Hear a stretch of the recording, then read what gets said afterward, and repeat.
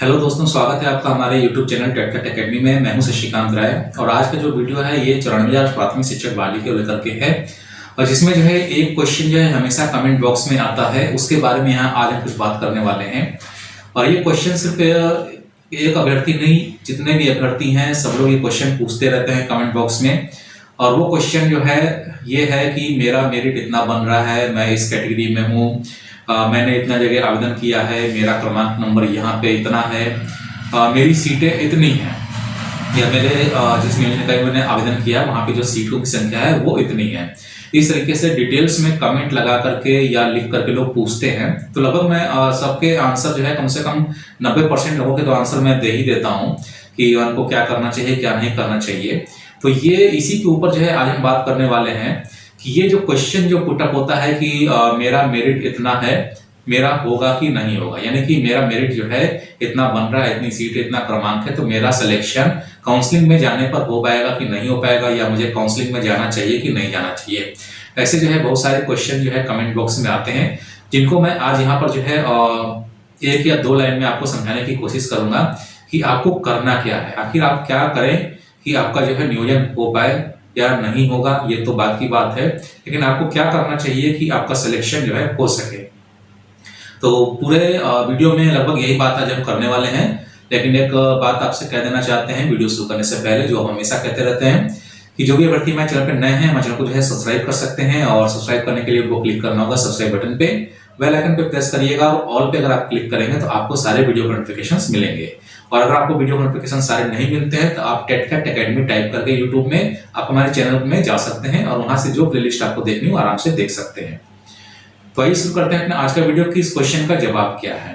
इस क्वेश्चन का जवाब समझने के लिए कि मेरा जो है मेरिट इतना बन रहा है, मेरा सिलेक्शन अगर हम काउंसलिंग में जाते हैं तो होगा कि नहीं होगा, इसका जवाब ये है कि आपको जो है पहले तो ये देखना होगा कि जो काउंसलिंग का जो मोड चल रहा है वो क्या है।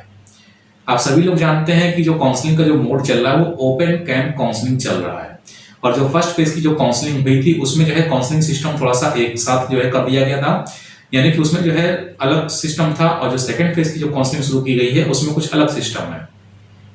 तो कहने का मतलब यह है कि जो फर्स्ट फेज की जो काउंसलिंग की गई थी उसमें जो कमी थी उसको जो है सेकंड फेज में दूर किया गया। तो फर्स्ट फेज में जो कमी थी वो ये थी कि उसमें क्या किया गया था कि एक डेट फिक्स होती थी किसी एक वर्ग के लिए, ठीक है, और उस वर्ग के सभी लोगों की सभी विषयों की काउंसलिंग एक ही दिन जो है करवाई जा रही थी। ये फर्स्ट फेज की काउंसलिंग में चल रहा था, यानी कि जो है क्लासेस वाइज, यानी कि अगर 1 से 5 की आज काउंसलिंग है तो सामान्य शिक्षक हो चाहे भाषा वर्ग हो, ठीक है, सबकी काउंसलिंग आज होनी है। और एक निकाय की तो जो काउंसलिंग चल रही थी वो क्लास वाइज चल रही थी और नियोजन इकाई वार के हिसाब से चल रही थी, जिससे जो है लोगों को जो है घाटा लग रहा था। 1 से 5 में तो कोई विशेष घाटा नहीं लग रहा था, लेकिन फिर भी उन अभ्यर्थियों को जरूर घाटा लग रहा था जो भाषा विषय से भी अप्लाई किए थे और सामान्य शिक्षक के लिए भी अप्लाई किए थे, उनको कहीं ना कहीं घाटा लग रहा था। तो ये फर्स्ट फेज में हो रहा था, और फर्स्ट फेज में 6 to 8 में ज्यादातर अभ्यर्थियों को घाटा जो है सहन करना पड़ा था, लगा था, ठीक है। तो उसमें बहुत सारे लोगों का सिलेक्शन जो है नहीं हो पाया, काफी जो है जानकारी लोगों को नहीं थी। तो मैंने जो है कई वीडियो भी बनाए थे काउंसलिंग मोड को लेकर के, लेकिन कोई वीडियो देखता नहीं है, कोई चैनल की प्लेलिस्ट खोल के देखता नहीं है कि काउंसलिंग प्रोसेस क्या है, सिस्टम क्या है, और मेरिट लिस्ट कैसे देखें, कोई नहीं देखता। जितने नए सब्सक्राइबर हैं वो तो बिल्कुल देखते ही नहीं लगता है, उनको ये लगता है कि सारी चीजें जो है मतलब बकवास है, इससे कोई फायदा नहीं है। लेकिन उससे फायदा पहुंचता है, जिन लोगों ने देखा है उनको फायदा पहुंचा, उनका सिलेक्शन हुआ है, उनके कमेंट्स भी आए हैं, आप लोगों ने पढ़े भी होंगे अगर ध्यान दिया होगा तो आपको बेनिफिट मिल सकता है। लेकिन आपको चैनल के प्लेलिस्ट में जितने वीडियो हैं उनको मुख्य वीडियो आपको देख लेने चाहिए कि काउंसलिंग से संबंधित जो भी वीडियो है वो आप जरूर देखें। तो ये फर्स्ट फेज की काउंसलिंग का जो है हिसाब किताब था, जहां पे जो है क्लासेस वाइज और नियोजन इकाई वार के हिसाब से काउंसलिंग करवाई जा रही थी। लेकिन जो सेकंड फेज में आया तो उस कमी को जो है दूर किया गया। यहाँ पे नियोजन इकाई वार तो काउंसलिंग हो रही है, लेकिन इस बार सब्जेक्ट वाइज कर दी गई है, यानी कि एक दिन जो है सब्जेक्ट वाइज काउंसलिंग है, जैसे आज सोशल साइंस का है, या फिर किसी दिन जो है मैथ साइंस का है, तो किसी दिन भाषा का है। तो यहाँ पे अभी भी एक चीज देखने को ये मिल रही है कि मैथ साइंस और भाषा का अभी भी एक साथ कर दिया जा रहा है। तो यहाँ पर भी जो है मैथ साइंस वाले जो स्टूडेंट है जिनका सब्सिट्यूट लैंग्वेज है, तो वो फिर एक ही दिन में या तो मैथ और साइंस में करा लेंगे या तो लैंग्वेज में करा लेंगे। तो ये अभी थोड़ी सी दिक्कत अभी भी बनी हुई है, लेकिन फिर भी जो है काफी बेनिफिट मिला है। लेकिन अब यहाँ पे सवाल ये उठता है कि काउंसलिंग में जाना चाहिए कि नहीं जाना चाहिए। बहुत सारे ऐसे अभ्यर्थी जिनका जो है मेरिट कम बनता है, खासतौर से जो है 65% से कम वाले हैं, कभी कभी तो 77 वाले भी पूछ लेते हैं, 70 वाले भी पूछ लेते हैं कि सर हमको काउंसलिंग में जाना चाहिए कि नहीं जाना चाहिए, मेरा क्रमांक यहाँ पे इतना बन रहा है, इतनी सीटें हैं, और एड्रेस वगैरह भी लोग टैली कर लेते हैं। लेकिन अब जाना चाहिए कि नहीं जाना चाहिए, ये डिपेंड इस बात पे करता है कि आपका जो क्रमांक बन रहा है वो क्या है। ठीक है, और मैं पहले भी इस चीज को बता चुका हूं कि आप अपना क्रमांक टैली करिए और यूआर की सीट और अपनी कैटेगरी की सीट। अगर आप यूआर में सिर्फ आते हैं तो आप टोटल यूआर की सीट देखिए, अगर आप यूआर और यूडब्ल्यूएस दोनों में कर रहे हैं तो दोनों की टोटल सीट देखिए। ठीक है, उसके बाद अगर आप जो है यूआर या अदर कैटेगरी में जो है तो उन दोनों की सीट देखिए, यानी दोनों सीटों को मिलान करके फिर अपना क्रम संख्या देख करके तब आपको वहां पे सिलेक्शन मतलब जाना चाहिए काउंसलिंग में, ताकि आपका सिलेक्शन हो पाए।